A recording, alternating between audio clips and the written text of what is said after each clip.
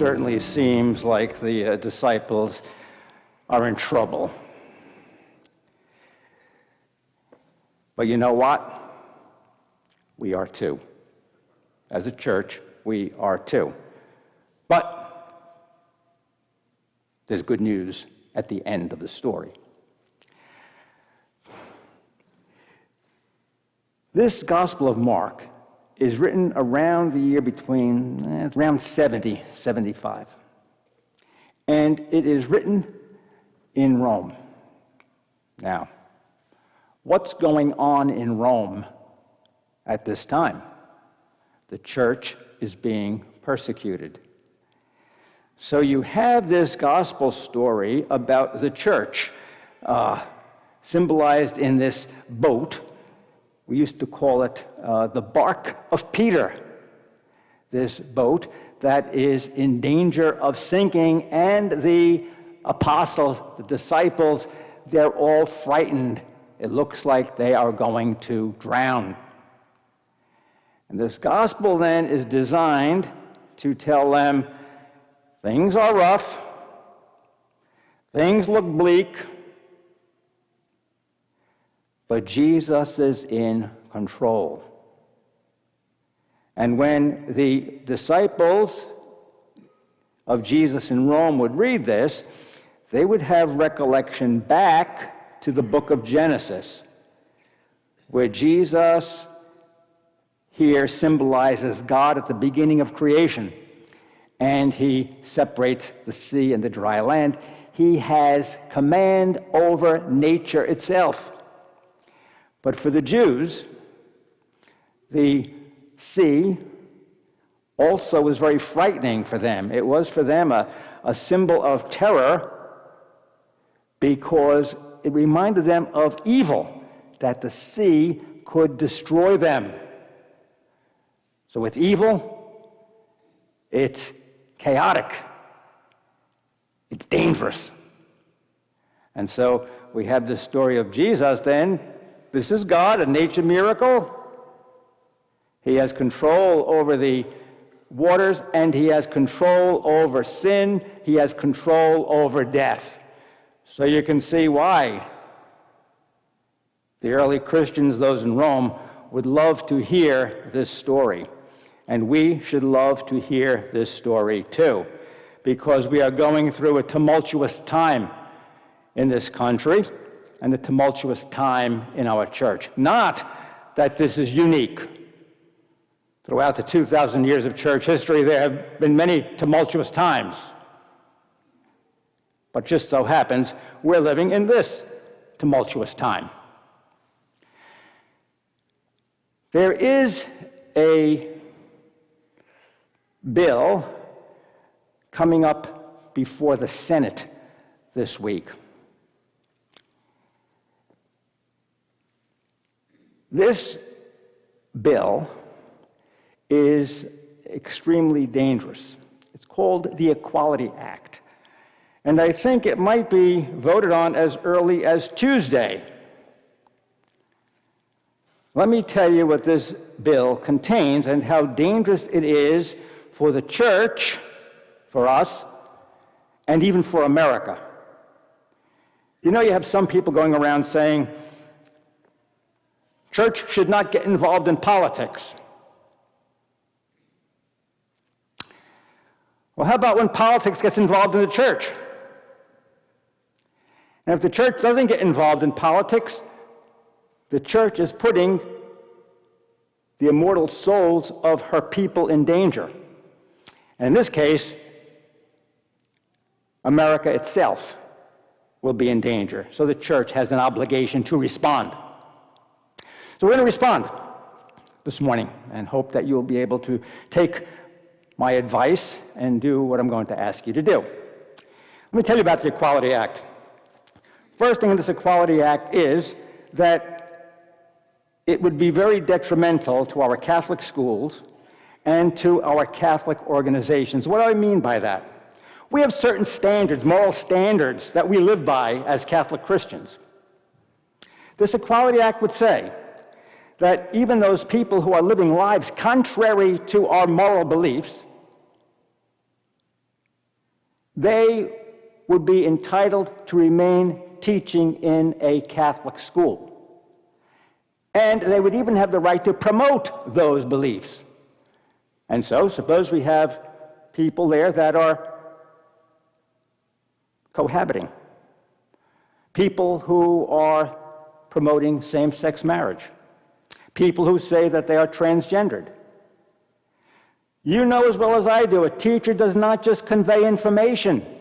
A teacher's lifestyle is extremely important in order to convey truth and virtue to their students. This would also affect Catholic organizations, meaning that a Catholic organization, for example, this week we dealt with a situation in the Supreme Court, where the Supreme Court voted 9-0 in a case called Fulton versus Philadelphia. The case had to do with whether or not a Catholic agency, Catholic adoption agency, would be required to give a child to a same-sex couple. The Archdiocese of Philadelphia said no. Philadelphia said you're breaking the law. The case went to the Supreme Court. Supreme Court voted in favor of the church. But it is not a victory for religious freedom. When a lot of people read this, they start saying, well, finally, the Supreme Court is doing something for religious freedom. And when you have the New York Times applauding, you know there's a problem. It doesn't say that. It's a very narrowly tailored decision. It basically says that because the word exemption is in there, why was not the exemption applied to the Catholic adoption agency? All they have to do now is take out the word exemption.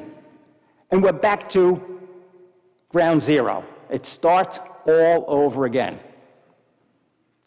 I would encourage you to get time, go home, go on the internet and find the opinion by Justice Alito when he talks specifically about how the major topic of religious freedom has been avoided. And this is why we're back in court with the Little Sisters of the Poor, because religious freedom is the basic issue, First Amendment. And this is the reason why the Colorado baker is back in court, because it's not dealing with the primary issue, religious freedom. No religious freedom, we are in major trouble and will be persecuted. Secondly, what else is in this Equality Act? We've touched upon this before, but in the Equality Act, it would be very specific, a law that a boy who says he's a girl can play on the girls' team. Now, I ask you, is that justice? How does a girl compete against a big, strong boy? It's almost impossible. Sure, there are cases where there's some girl that's just, fantastic and she could beat me, which isn't going to take much. But for the most part, no. And so what about women's rights? What about women's rights? Where are the feminists now? Why aren't they protesting this? And then, of course, it also says that this boy who says he's a girl has rights to go into the women's locker room. Do you want your little girl to be ogled by some boy who says he's a girl? Instead of getting this child the psychological help that he needs, instead, we're giving him permission to do something which is immoral. Imagine all of the problems that young people have growing up with their own sexuality, with how they view their body. And then we put a boy in the girls' locker room? I would say, I think the boy is psychologically impaired. Then I begin to think about it. Maybe he's not that stupid, But could Could you imagine this? Could you imagine it? This is what's in the Equality Act. Thirdly, we're dealing with the abortion issue once again.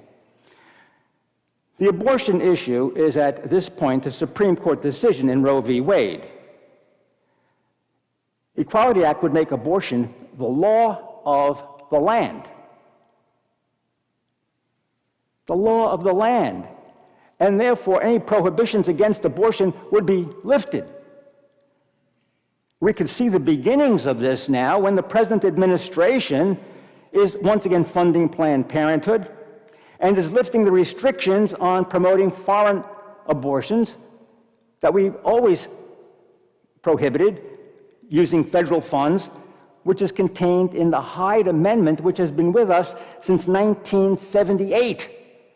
So it's then the legal funding of abortion.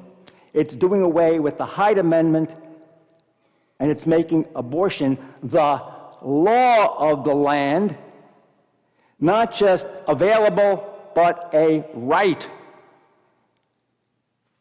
And the federal government would then protect that right, no matter what stage of the pregnancy. You've been following, I'm sure, the Bishops' Conference going on this past week.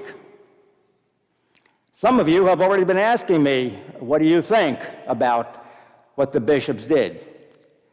Well, a lot of us, just like, with the Supreme Court decision, we are ready to, they finally decided they're going to discuss it. Ladies and gentlemen, I don't know how much there is to discuss. It's constant church teaching. Abortion is wrong. If you support abortion and formally get involved with promoting abortion, as the present president is doing, he's wrong. And if you formally cooperate in an abortion and funding abortion and making it more available, he should not be receiving Holy Communion. It's as simple as that. But they're going to discuss it. Okay? I will give them the room and the time to discuss. Although by the time they finish discussing, I guarantee you the present administration will be out of office. What is the power of the United States Conference of Catholic Bishops? Believe me, it can make a statement. Statement might be in some ways uplifting regarding the Eucharist, but a lot of the power of the conference resides not with all of the bishops, but with the individual bishop in that bishop's diocese, and that's canon law, and with the approval of Rome. And the recent teaching from the Congregation for the Doctrine of the Faith gives me very little hope that there's going to be any teeth in what comes from the bishop, I hope, by next November. What do we do about it? What do we do about it? We hear about Vatican II, the role of the laity. And I never appreciated that more than I do now. It's going to be your role to teach the truth. If you can't expect it from the hierarchy or from the priests or from bishops' conferences or from catechetical programs, then you have to do it yourself. You teach your children. You teach your grandchildren. You teach the people that you come in contact with regarding the evil of abortion and the prohibitions of someone receiving Holy Communion while they are in the state of grave sin, mortal sin. This is not weaponizing the Eucharist. You have some bishops, no, it's weaponizing the Eucharist. No, it's not. Canonically, it's always been something that's medicinal. This is to help the person to see the error of their ways and to bring them back to the state of grace. It's like my mother used to say to me, I'm punishing you not because I hate you, because I love you. It's for your own good. And that's the case with saying you should not receive communion because you are not in the state of grace. Clean up your act. It's for your good. And that's the job of Holy Mother Church. Let's leave that there for now. As you know, I can go on quite some time on this. Next point is this. It says that transgenderism would be recognized as a right and normal. And therefore, people would be required, especially in the health professions, to facilitate transgender therapies. Usually begins with hormonal therapies and then even bodily mutilation to reconstruct a person as to what they believe they are. It's a vile thing to do that to anyone. And it's happening to young people again and again and again. Even 60 Minutes in liberal CBS realizes that there is a problem with these transgender surgeries, hormonal therapies. But this would be in the Equality Act. And it would put all of our Catholic hospitals, our Catholic doctors, our Catholic nurses in a situation where if they are loyal, they could not perform what the transgendered community wants them to perform. That's how dangerous this is, and that could lead to real persecution. The last thing is this. It has to do with a redefinition of a public place. What does that mean, public place? It means that we can begin to redefine. Let's take an example. St. Agnes Parish Hall. We might rent out the hall for parties. But we always presume that the party is for something consistent with our Catholic faith. You know, somebody's going to have their quinceañera. The Spanish have beautiful ceremony for the girl's 15th birthday. Or we're going to have a birthday celebration for one of our parishioners that reached a certain milestone in life, and the family wants to rent out our parish hall. We have control right now of that space. If the Equality Act goes through, it becomes redefined. And suppose a couple comes and says, we want to have a same-sex marriage banquet at your hall. If we say no, we will end up in court. That's how dangerous this law is. Now, what do I want you to do? First, I want you to get in contact with our senators, Senator Scott and Senator Rubio. If you don't live here, or if you have residence in another state, get in touch with the senators from your state and tell your family and friends that live elsewhere to do the same. It's extremely important for their well-being, too. Okay, that's number one. Number two, take voting very seriously. Believe me, the politicians do. There's only one thing I think that they consider more important than saving their soul. That's getting elected and staying in office. So let them know how you feel, what you think. Vote. It's extremely important. Pray, right? Make sure that you are praying. We're praying. The church is in trouble. What do you think the apostles did in that boat with Jesus? They were praying, hey, Lord, help us. We're ready to go overboard. We're going to drown in this little boat. Pray every day for the church and pray for our country. Lastly, here comes the good news. Never, ever be without hope.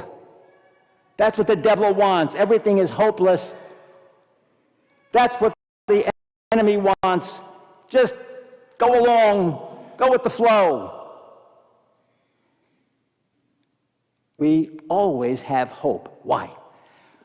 What happens at the end of the story? Things look like they're lost. It's a disaster. We're going to drown. Jesus hears the prayer. He calms the water, and he saves them. And he's going to do the same for us, because his church will last until the end of time. God love you.